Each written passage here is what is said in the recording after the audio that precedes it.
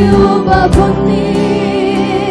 Acha nimsifu Yesu, Acha nimsifu Yesu, kwa kuwa alinipenda, kwa kuwa alinipenda. alikufa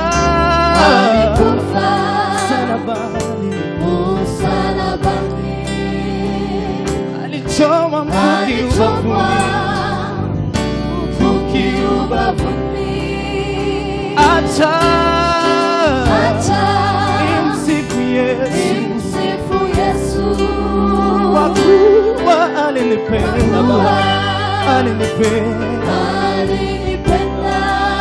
alikufa msalabani, akachoma mkuki ubavuni. Acha nimsifu Yesu, acha nimsifu Yesu. Shobora kuzamura amaboko tukaririmba, kwa kuwa alinipenda, alikufa msalabani, akachoma mkuki ubavuni.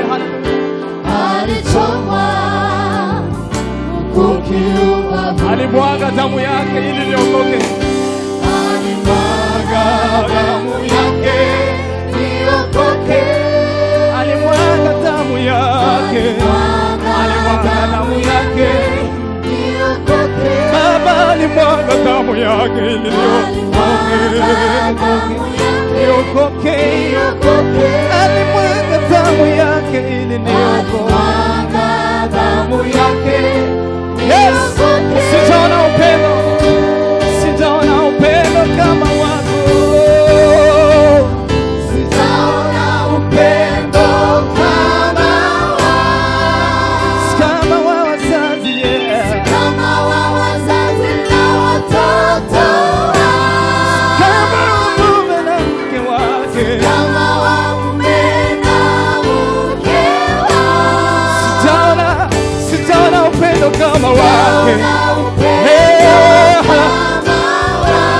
kama wa wazazi na watoto wao. Urukundo rw'Imana rurahebuje, kama wa mume na mke wake. Urukundo rw'Imana ruratangaje, haulinganishi Baba,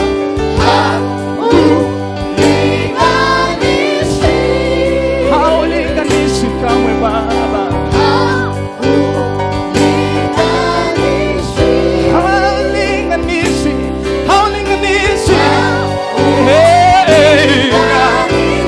uratangaje, haulinganishi Baba. Haleluya, haulinganishi, hakuna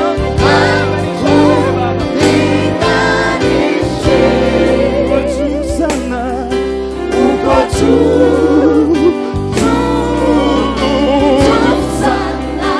juu sana Baba, haleluya, uko juu Baba, uko juu sana. Ni wa ajabu, wa upendo, wa ajabu,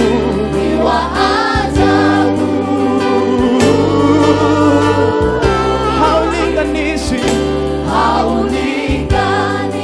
upendo wako Baba, ni wa ajabu.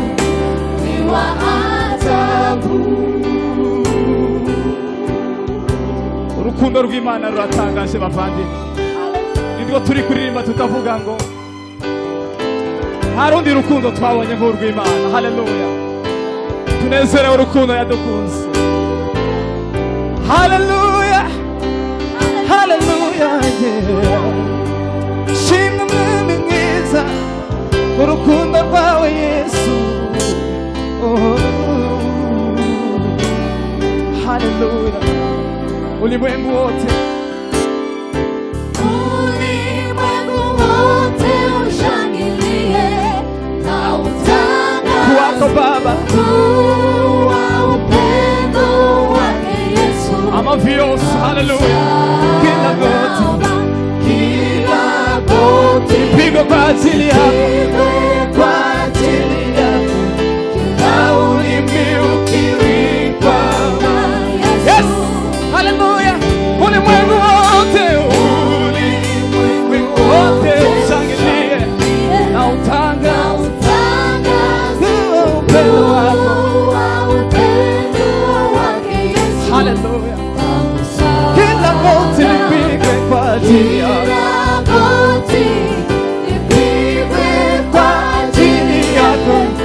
kila ulimi ukiri kwamba Yesu. Hey, ulimwengu wote na utangaze kuwako Baba. Haleluya. Kila goti lipigwe kwa ajili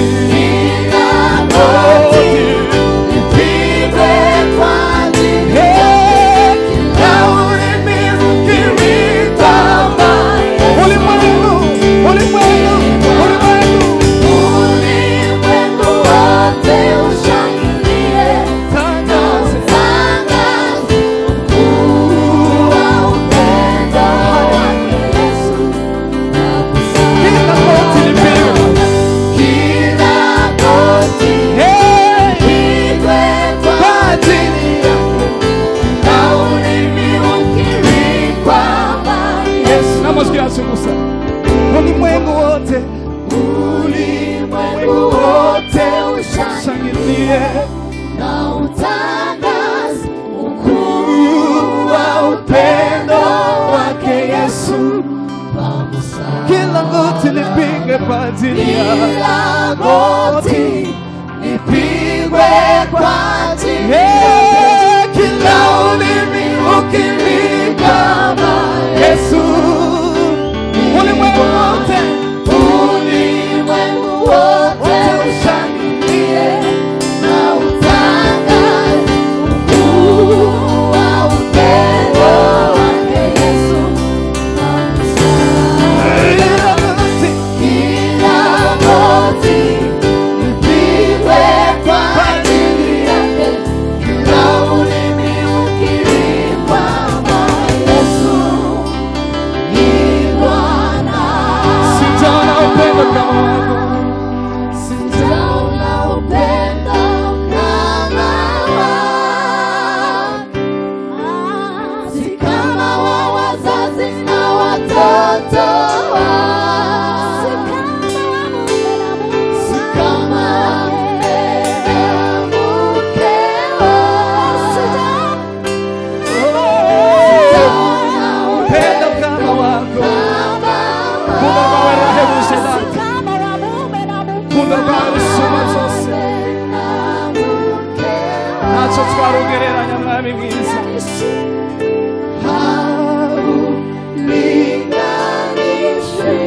Haulinganishi Baba, haulinganishi Baba, haulinganishi Baba.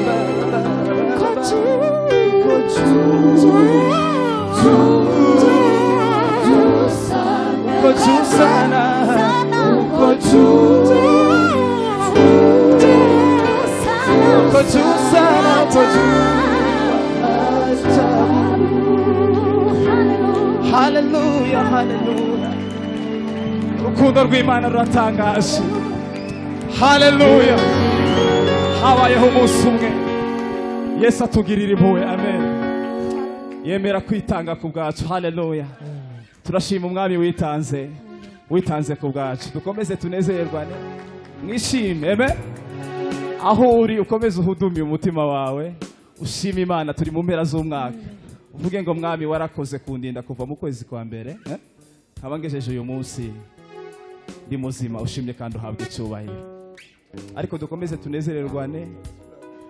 Uko w'Imana nakubwira guhaguruke dufatikanye, nakubwira gukora ikindi kintu icyo ari cyo cyose gihesha Imana, ugikore ku bw'icyubahiro cy'Imana cyonyine.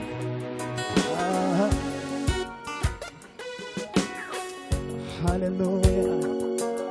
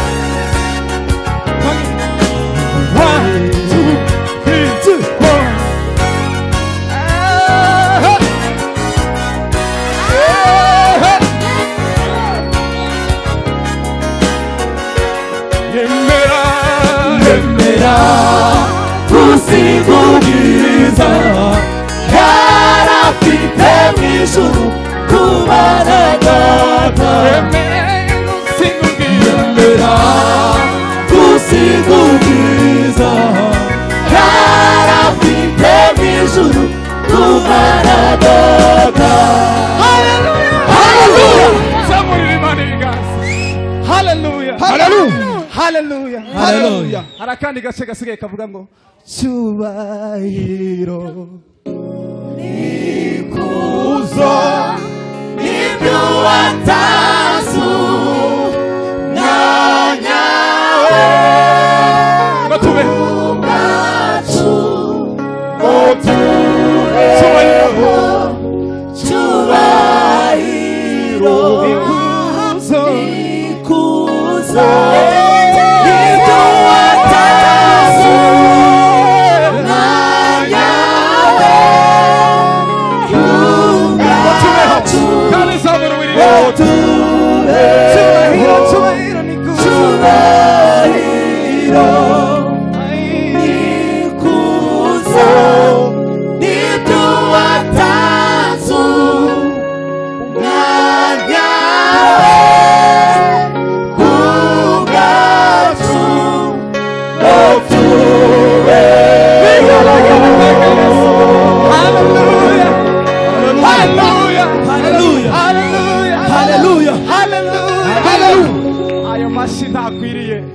ntakwiriye umwami Yesu. Hallelujah, hallelujah.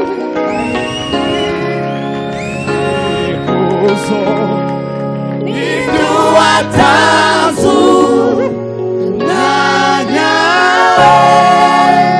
kubwacu tekereza ngo tube cyubahiro cyubahiro ikuzo n'ikuzo n'ibyo watanze umwanya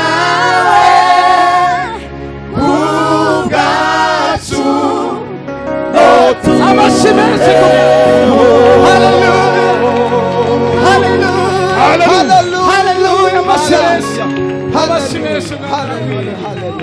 ijambo ry'Imana riravuga ngo ibyara tugiye kuvuga ngo ku musozi w'Imana igitambo kizabona.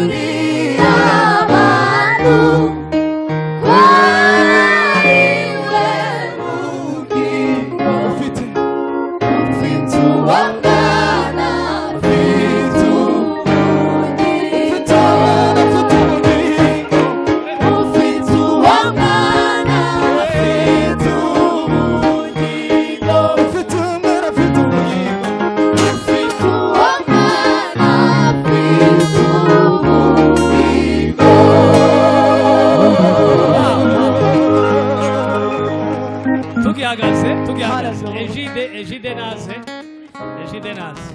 Hallelujah. Hanyuma Kweli kabisa. kuwa gatandatu umunsi wa bonane dufite igitaramo cy'amashimwe. Zera kwacu kwashimagijwe nuko Yesu ataheze mubi kwizera kwashimagijwe nuko Yesu ataheze mubi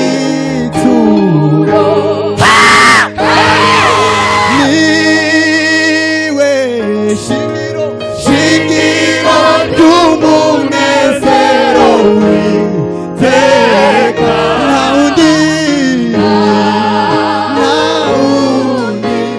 mugisha wo kwira zamura ijwi ryawe turirimbane gutyo niwe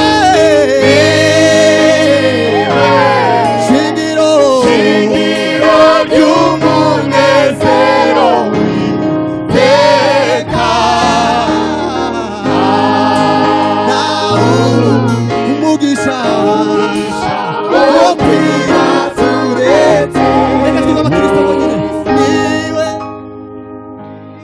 Hallelujah. Shingiro ry'umunezero tubihamisha imitima yacu nawundi mugisha nawundi mugisha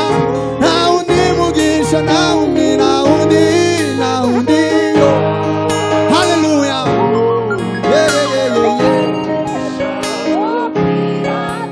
Tegera hano Megisoni z'umusaraba umwami wanjye wihanga abo yiremeye twebwe abana b'abantu bamuciye urwo kubambwa bamuzira yarameze nk'igice cy'umuriro mu butaka bwumye nta bwiza nta gikundiro twawubonaga mudafite ubwiza bwatuma tumwifuza niwe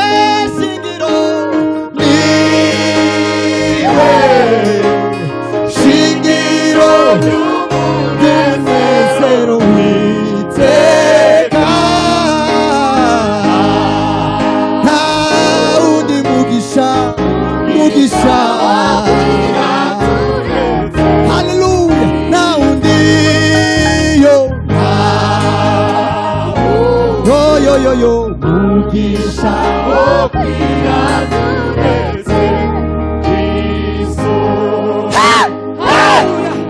semeni Hallelujah.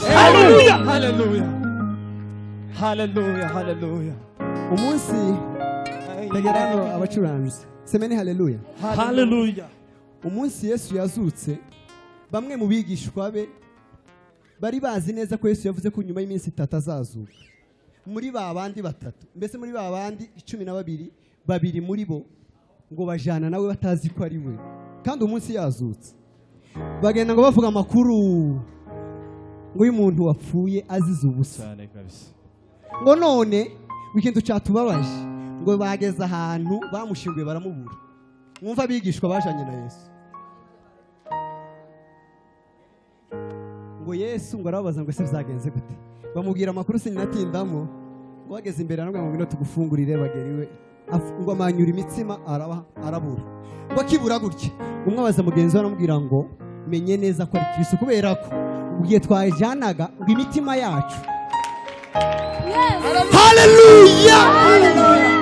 Icyo mbivugiye niki Petero wari waravuye ku nyanja yasubiyeyo Yesu amaze gupfa ajana agahinda gakomeye urya muntu twakurikiye yapfuye tugiye guseba ariko uwo munsi amaze kuzuka imitima yabo yongera guca yaduhojeje amarira yose yuzuza imitima yacu yatanze ubugingo yatanze ubugingo belasemo belasela bifobera yatanze ubugingo yatanze ubugingo bwe ageza ubwe yishize wizahanga wishyira mu mwanya w'ituma yaduhojeje amarira yose yuzuza imitima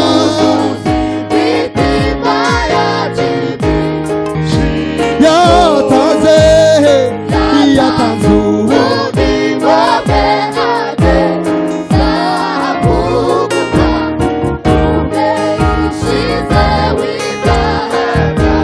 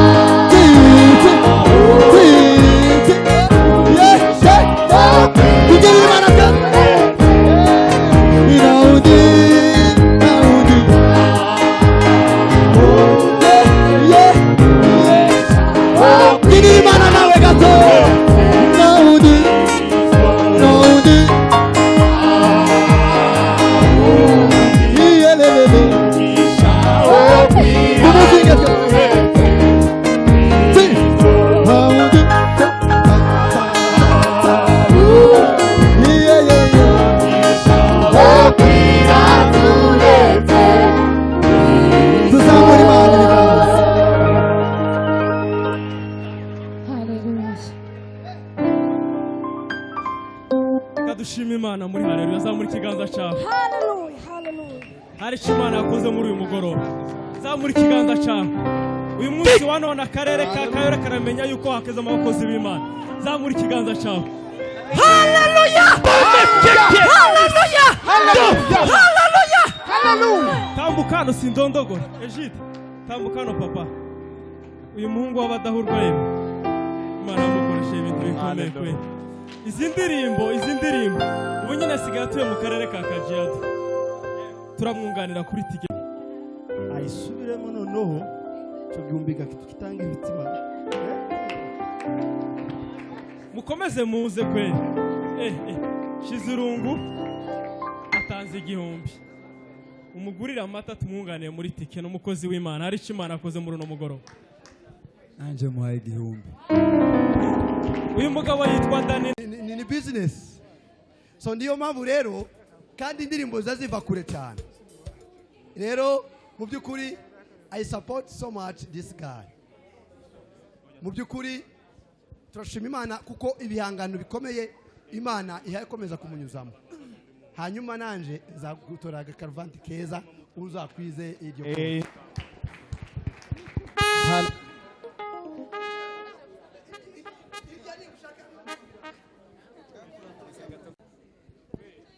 sorry, mwanze mutuze gato.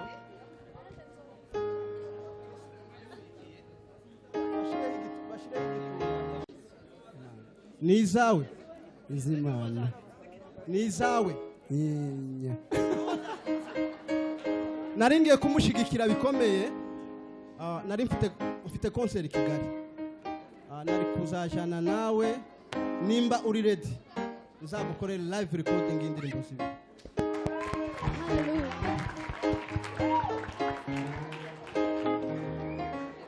Sema amen. Haleluya. Amen. Abantu basakuje kandi gutanga wawe usakuza kujya niko kureka. Haleluya. Amen. Tugaruke rero muri mudu. Imana bagirire neza mwese. hari ikintu mwumve hano Vanessa sifiwe tugiye turirimbane tuvuga ngo icyamuzanye ntiyagitaye mu nzira siko tuvuga ngo icyazanye Yesu ntiyagitaye mu nzira ngo ducurangire clavier wenyine kugira ngo dusangire n'amateraniro hanyuma tuze kurangiriza muri iriya hari iminsi mikuru bazavuga ngo y'umuntu itatu dutegere hano ngo kuvuka ngo no gushingirwa no gupfa muri iyo minsi mikuru y'umuntu ariko mwakumvise hano mwe muretse piano ngo iminsi mikuru y'umuntu ngo ni itatu umunsi wo kuvuka ngo umunsi wo gushingirwa n'umunsi wo gupfa ariko hari undi munsi nahishuriwe mwiza uruta indi yose ni umunsi umuntu yakiriyeho agakiza uwo ni wo munsi mukuru ndetse uruta indi yose muri ibyo yaravuze ngo umunsi mwiza nibuka uwo munsi uraruta iyo wavukiyeho iminsi yose kavuga twakora anniversaire ukazikora anniversaire y'umunsi wakirijweho umunsi mukuru w'umuntu ni umunsi wakiriye agakiza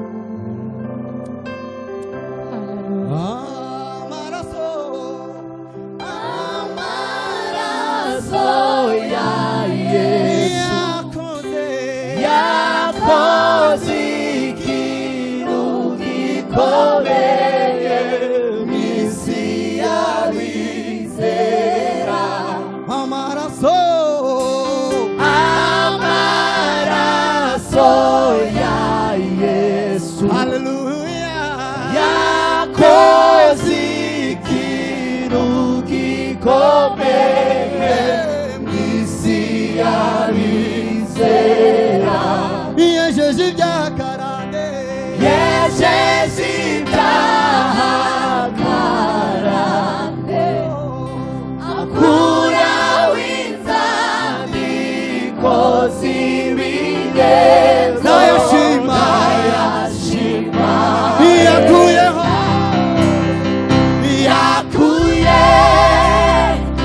umuvumo n'urubanza twisanzemo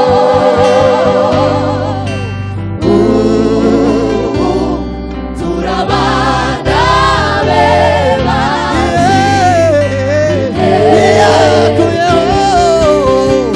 yakuye umuvumo n'urubanza twisanzemo ubu turabana be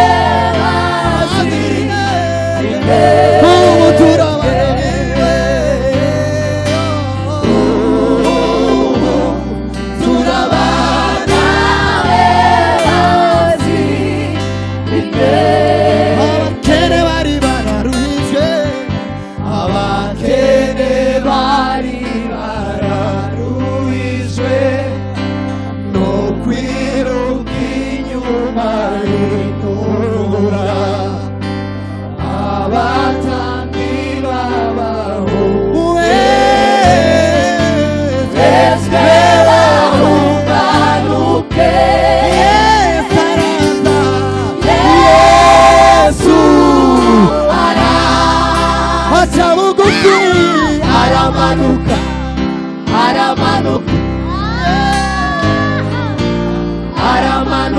bienvenue ngwino aramanuka aramanuka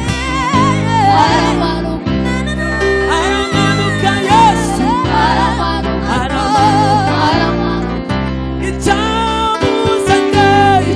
icyamuzanye ntiyagitaye mu nzira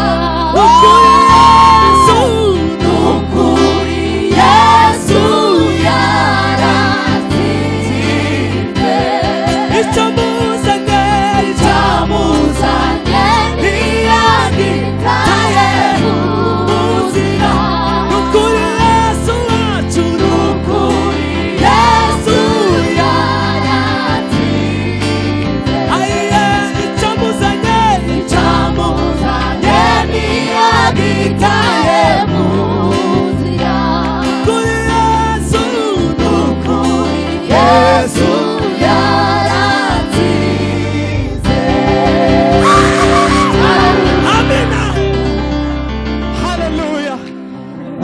haleluya aramanuka aramanuka ukomeze muririmbe gahoro aramanuka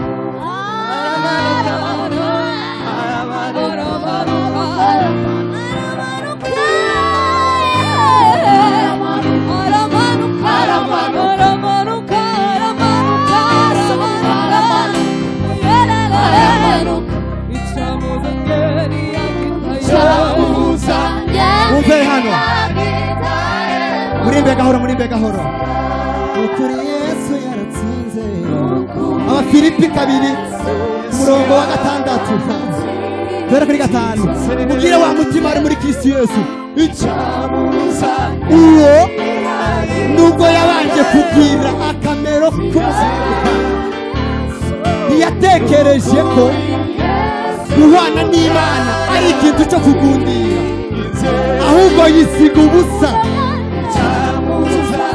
ajyana akamero k'umugaragu w'imbata munani yicisha bugufi araganduka ntiyanga no gupfa ndetse urupfu rwo ku musaraba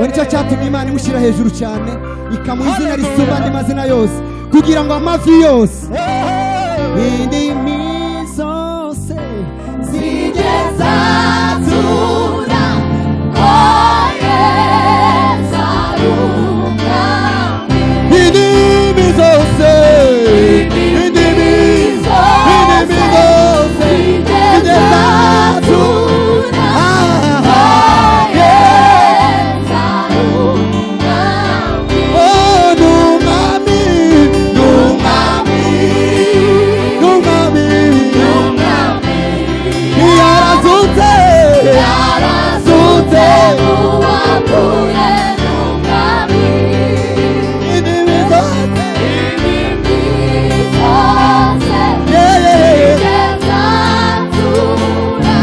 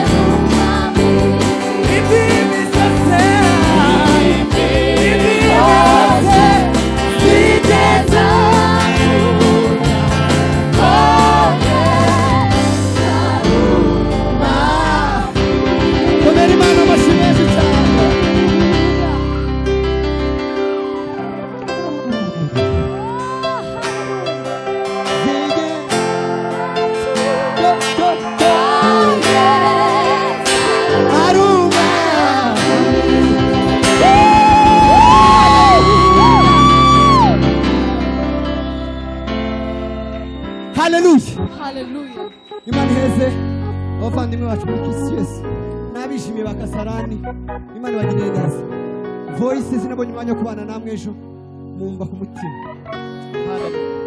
impamvu mvuze habamo ubufatanye bwa voice na gisubizo abantu badashobora kumenya mutomenya haleluya muzi ko mu ndirimbo haba contribution y'abantu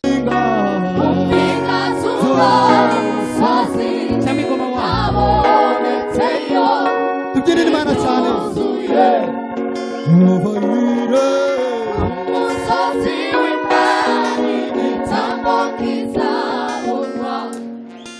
Muminga zuwa musozi